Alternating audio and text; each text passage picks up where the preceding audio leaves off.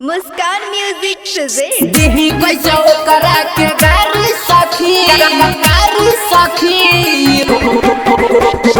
होली में डलग चोली फारी सखी। Music by DJ Umesh Shukipur बाजार। रहे कुर्ता पहन के उआइल हमें देख देख के कोई लगे समाइल रहे कुर्ता पहन के उआइल हमें देख देख के कोई लगे समाइल। लेके मोटी पिचकारी आइले हमारा दुआरी रंगले बाटे साया साड़ी सखी।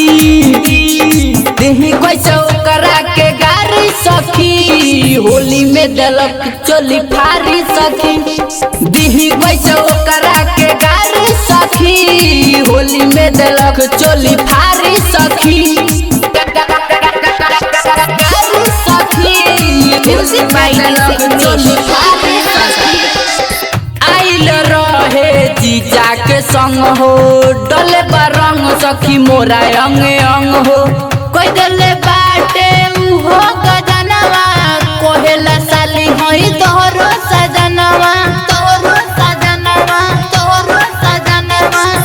आइल रहे जीजा के संग हो डले रंग सखी मोरा अंग अंग हो। कोई डले बाटे उहो गजनवा कोहेला साली होई तोहरो सजनवा पिके आइल रहे बियर रंग ले रहे बियर पिके आइल रहे बियर रंग ले रहे बियर टोपिया वाला सखी दिही पैसे करा के गारी सखी होली में देलक चोली फारी सखी। दिही पैसे करा के गारी सखी होली में देलक चोली फारी सखी। म्यूजिक बाय डीजे उमेश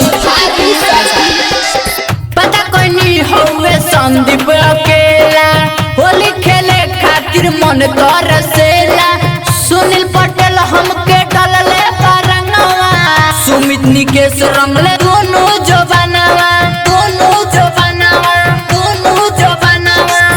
पता कोई नहीं होवे संदीप अकेला होली खेले खातिर मन तरसेला। सुनील पटेल हमके डलले परंगवा सुमित निकेश रंगले दोनों जवानवा जब डलले रंग हमरा जीजा जी के संग